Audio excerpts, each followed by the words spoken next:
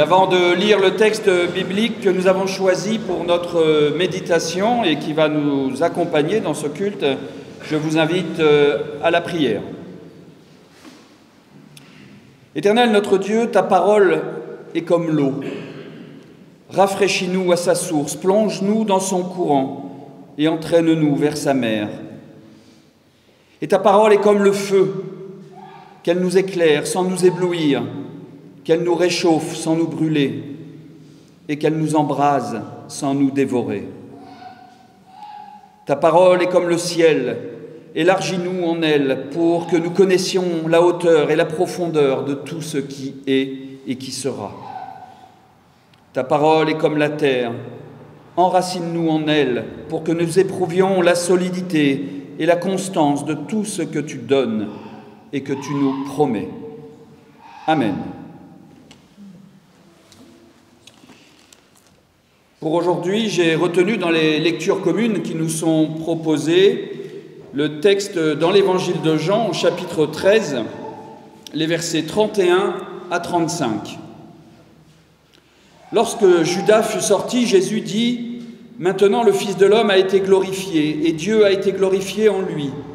Si Dieu a été glorifié en lui, Dieu aussi le glorifiera en lui. Il le glorifiera aussitôt.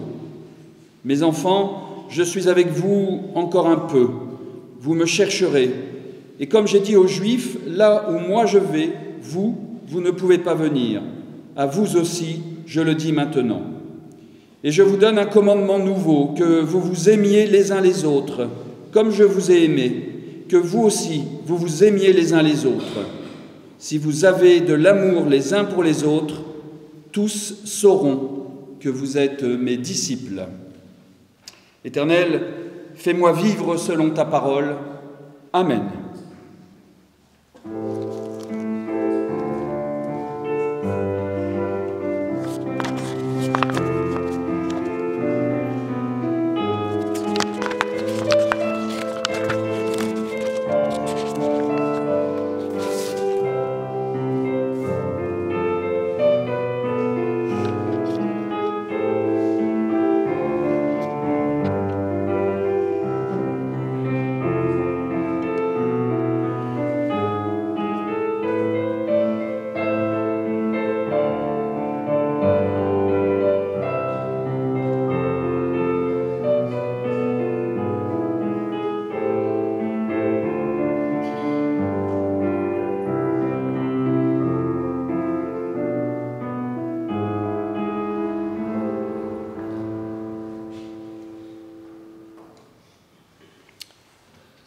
Je vous donne un commandement nouveau, que vous vous aimiez les uns les autres, comme je vous ai aimé, que vous aussi, vous vous aimiez les uns les autres. Si vous avez de l'amour les uns pour les autres, tous sauront que vous êtes mes disciples. Ces deux derniers versets du passage que je vous ai lu, eh bien, nous les connaissons tous par cœur. Ce commandement nouveau, nous savons dans nos églises le répéter à tue-tête, le clamer haut et fort dans nos liturgies, au moment de la volonté de Dieu, par exemple. Et nous nous en gargarisons parfois même un peu trop pour donner du sens et une explication à notre foi. Et les baptêmes, comme aujourd'hui, sont aussi des occasions, tout comme les mariages et même les temps de culte d'action de grâce au moment des obsèques, ce sont autant d'occasions pour rappeler que la qualité des relations que nous avons au sein d'une communauté religieuse, mais pas seulement, d'une famille, d'un couple, dépendent essentiellement de cet amour que nous avons les uns pour les autres. Et Jacques Brel chantait, je vous le chante sans la mélodie parce que sinon il va pleuvoir, mais Jacques Brel chantait « Quand on n'a que l'amour à s'offrir en partage, quand on n'a que l'amour pour qu'éclate de joie, chaque heure et chaque jour, nous aurons dans nos mains le monde entier. » L'amour fait tout, l'amour peut tout, selon Jacques Brel, qui reprend ce que Paul finalement écrivait dans sa première lettre aux Corinthiens. L'amour pardonne tout, l'amour croit tout, l'amour espère tout, et l'amour endure tout. Et d'ailleurs, qui d'entre vous ici pourrait contester ce commandement de Jésus de nous aimer les uns les autres ?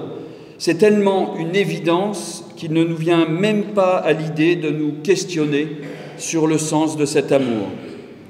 Nous ne nous demandons même pas de quel amour parle Jésus, tellement il nous paraît évident que quoi, en fait? Que quoi? Parce que l'amour n'est pas une évidence. L'amour ne se voit pas, l'amour ne se met pas dans une boîte pour pouvoir dire « Regardez, j'ai réussi à attraper un échantillon d'amour, venez voir à quoi ça ressemble ».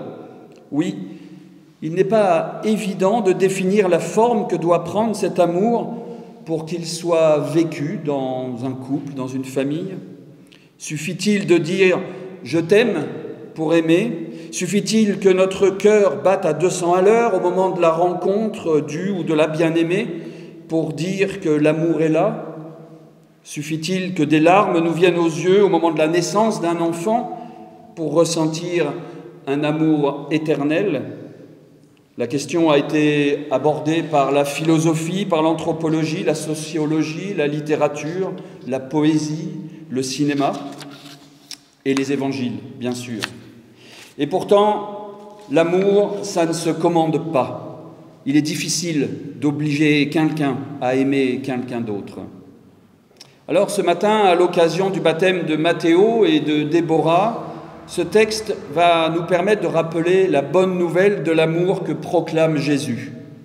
Le baptême, c'est justement la proclamation de l'amour inconditionnel de Dieu pour tous les êtres humains, quels qu'ils soient.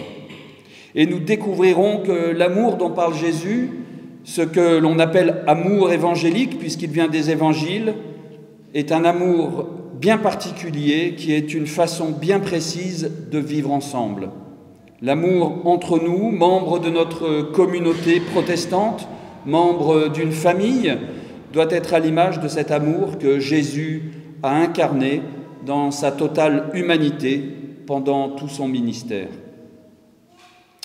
Alors, dans nos habitudes, dans notre tradition protestante, quand on cherche à comprendre le sens d'un mot biblique ou d'une expression, eh bien, il faut remonter aux sources, là où le mot, l'expression est utilisé pour la première fois dans la Bible. Et d'abord, dans les évangiles, le commandement nouveau dont parle Jésus est à rapprocher du plus grand commandement qu'il donne dans l'évangile de Marc, dans Matthieu ou dans Luc. Jésus dit: le premier commandement, c'est « Écoute Israël, le Seigneur notre Dieu, le Seigneur est un, et tu aimeras le Seigneur ton Dieu de tout ton cœur, de toute ton âme, de toute ton intelligence et de toute ta force. » Et le second, c'est « Tu aimeras ton prochain comme toi-même. Il n'y a pas d'autre commandement plus grand que cela. » Et Matthieu rajoute même que le second commandement est semblable au premier. Cela signifie que la relation d'amour que nous devons avoir avec notre prochain est semblable à la relation que nous avons avec Dieu. Et si la relation avec Dieu est d'abord une relation d'écoute, écoute Israël, dit le premier commandement, la relation avec mon prochain doit donc être une relation où je me tais, où j'écoute, où j'accueille pour mieux découvrir l'autre. Une relation d'amour est une relation qui donne de la place au prochain et qui le considère comme un être unique au monde. Nous pouvons nous demander qui est ce prochain que nous devons aimer comme nous-mêmes. Et là encore, nous avons l'habitude de dire que le prochain, c'est celui qui nous est proche, celui qui nous ressemble. Eh bien, pour comprendre qui est ce prochain dont parlent les textes bibliques, souvenons-nous que ce commandement d'amour trouve d'abord son origine dans l'Ancien Testament. Dans le livre du Lévitique, au chapitre 18 et 19, vous avez toute une liste de prescriptions qui donnent la conduite à tenir pour servir Dieu, pour être considéré comme saint. Et au verset 18 du chapitre 19, Dieu dit à Moïse « Tu aimeras ton prochain comme toi-même ». Et au verset 34, Dieu répète ce commandement au sujet de l'immigré. « Si un immigré vient séjourner avec vous dans votre pays, vous ne l'exploiterez pas. Vous traiterez l'immigré qui séjourne avec vous comme un autochtone d'entre vous. Tu l'aimeras comme toi-même, car vous avez vous aussi été immigrés en Égypte. Je suis le Seigneur, votre Dieu. » Vous entendez, ce texte rappelle d'abord que le peuple hébreu a lui aussi été étranger à un moment donné, lorsqu'ils étaient esclaves en Égypte. Une façon de dire que nous sommes tous des étrangers pour quelqu'un. Ensuite, ce texte nous dit que le prochain, ce n'est donc pas le plus proche de nous, mais c'est au contraire celui qui est le plus loin de nous. C'est l'étranger, c'est celui avec qui nous n'avons rien en commun et qui, justement, ne nous ressemble en aucun point.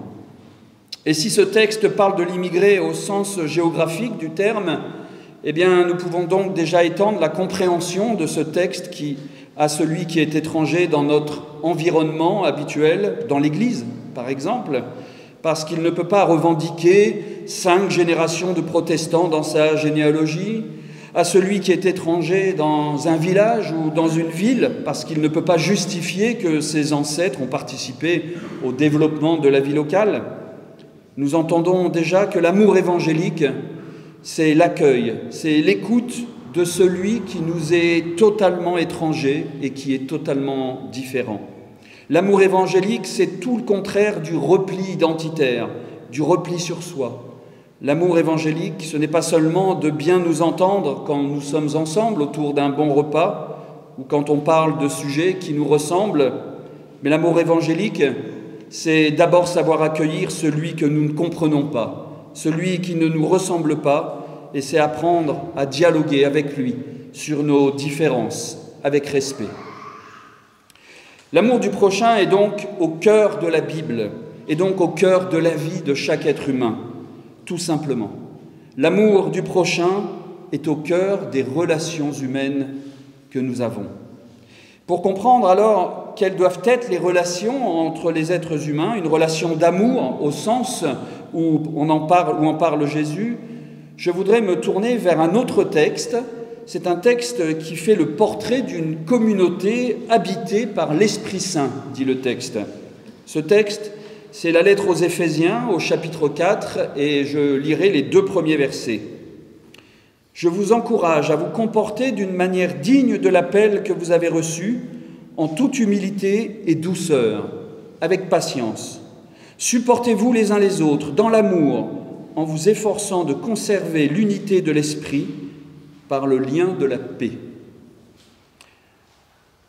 Vous avez entendu, ce texte met en évidence d'une façon très claire en quoi consiste l'amour évangélique. Le verset 2 insiste d'abord sur la tolérance mutuelle, sur la vie en douceur et sur l'humilité. D'ailleurs, on retrouve la même terminologie dans la lettre aux Colossiens, où la relation d'amour est renforcée en plus par une invitation au pardon mutuel.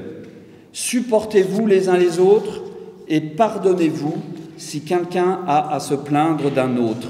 Comme le Seigneur vous a pardonné, vous aussi, faites de même. Vivre à l'image de l'homme Jésus et donc s'aimer les uns les autres, cela signifie vivre dans une relation de respect, d'écoute et de pardon. Le texte parle aussi de vie dans l'humilité. Alors l'humilité a un sens bien particulier et son étymologie signifie que l'humilité, c'est avant tout avoir conscience de ses propres limites. C'est à rapprocher de l'authenticité de la parole. L'humilité conduit à ne pas nourrir de sentiments d'orgueil, de mépris aussi envers les autres, mais plutôt à considérer les autres comme supérieurs à soi-même, dit par ailleurs l'apôtre Paul. Et enfin, l'humilité s'accompagne de la douceur. Jésus dit dans l'évangile de Matthieu « Laissez-vous instruire par moi, car je suis doux et humble de cœur, et vous trouverez le repos. » La douceur, dans les rapports humains, c'est la capacité à laisser de la place à l'autre et aux autres. La douceur consiste à être capable de discerner le moment où il est bon de s'arrêter, où il est bon de se taire aussi, et de ne pas agir pour laisser la parole et pour laisser de l'espace à l'autre. Si une relation d'amour se fait dans la douceur, le dialogue ne peut pas être orgueilleux. Il ne doit pas être offensant. Le dialogue peut faire autorité, mais n'est pas autoritaire. Il fait autorité dans le sens où il édifie l'assemblée ou son interlocuteur et il fait grandir les autres, mais il est pacifique. Il évite les voies violentes, il est patient et il est généreux. Si vous avez de l'amour les uns pour les autres, tous sauront que vous êtes mes disciples, termine notre texte de ce matin. Derrière une évidence universelle, Jésus nous lance à travers ce texte un vrai défi de vie, devenir un de ses disciples, en mettant en œuvre cette relation d'amour que Jésus a vécue avec ses prochains. C'est un défi parce que l'amour véritable demande de la patience, de la douceur et de l'entraînement. Des retours en arrière souvent. Mais comme vous l'avez très bien dit, Déborah, dans votre confession de foi, votre compréhension de Dieu, notre compréhension de Dieu à tous, est encore en développement. Mais nous sommes tous touchés par l'enseignement de Jésus-Christ, par son message d'amour, de compassion et de justice. Nous croyons tous ici en la valeur de chaque être humain et dans l'importance de vivre une vie guidée par l'amour et la bienveillance. Amen.